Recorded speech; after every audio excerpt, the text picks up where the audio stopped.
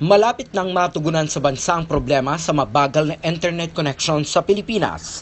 Iyan ang masayang ibinalita ni Mario Marcos, founder at pangulo ng Smart Foundation ng Bicol Region. Sabi ni Marcos, anumang buwan ngayong taon ay ipakikilala na sa bansa ang Huawei technology. Huawei is a leading global provider of information and communication technology.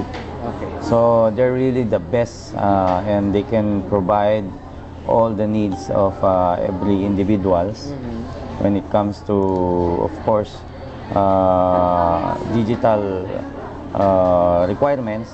They are advanced. Yung mga, they have integrated solutions across 4 key domains, that is telecom networks, IT, smart devices. So yun yung mga advantage nila, at saka they're committed in bringing digital world to every person, home and organization, for a fully connected, intelligent world. Sa kauna-unahang pagkakataon ayon kay Marcos, ay mas magiging mabilis at madali na ang data connection dahil sa 5G speed ng Huawei. Ang kuwan kasi nila, ang advance nila is yung 5G. 5G? Yes. O kumpara sa 4G na existing? Kumpara sa 4G na existing.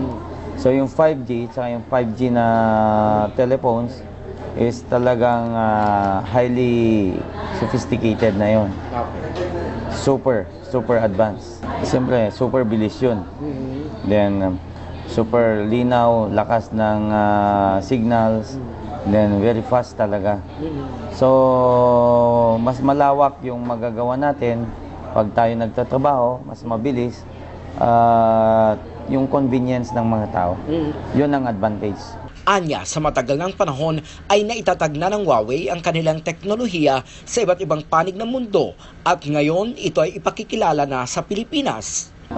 They started in 1987. I think they're already developing this infrastructure talaga. Siguro nakikita nila na meron tayong potential na mag-introduce itong Huawei na ito because nakikita nila na tayo ay talagang nakafocus din sa technology because I believe that technology commercialization is the key to industrialization. May mga gadgets lang, marami sila dito. Okay. Now they operate in 170 countries. Okay. So, pwedeng isa na tayo sa susunod na target. So, I think it's time. Maliban sa magandang balita na ito, sinabi ni Marcos na balak niyang umpisahan ang pilot testing ng Huawei technology sa Bicol Region kung saan naroon ang kanyang mga kababayan. Umpisahan ko yan sa distrito ko. Yun po ang gusto ko na mangyari sa Huawei. Actually, siguro, malaking launching ito pag nandito sila, pag umpisa nito. After election na kasi hindi ko nakakayanin. Actually, gusto nila akong papuntahin nga dun sa main factory ng Huawei pero hindi ko po kakayanin. So na-excite na rin ako kasi 5G, just imagine.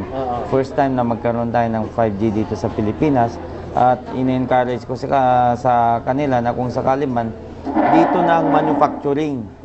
Dito na ang manufacturing ng 5G na SIM at saka yung devices nila, kung ano man yung mga device nila na yan. Kung pwede dito na para at least nabigyan pa tayo ng trabaho. Yes. Okay. Gumanda pa yung infrastruktura natin pagdating sa technology. At least Huawei is well known na ngayon sa buong mundo. Alam natin yan. And then very fast. Mabilis ang pag-usad natin. Dahil lahat ngayon dependent na sa gadget. Lahat ngayon, kahit ikaw, makalimutan mong cellphone mo, anong unang gagawin mo? Babalikan mo, di ba? Hindi ka na makaalis ngayon kasi connected tayo sa mga tao through these gadgets. Nagpasalamat naman si Marcos sa mga international investors na anya'y ipinagkatiwala sa kanya ang makabagong teknolohiya na ito sa larangan ng komunikasyon. Siyempre, overwhelming ako dahil I'm just an ordinary person.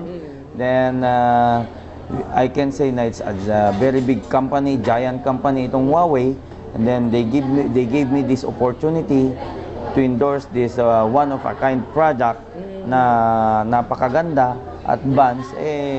isang malaking, kumbaga, milestone to. I think we are ready for this huge project, the launching of Huawei in the Philippines, and I believe that through this project, it will help our country to become more productive. Yes. So, maghintay lang kayo, malapit na. Malapit na.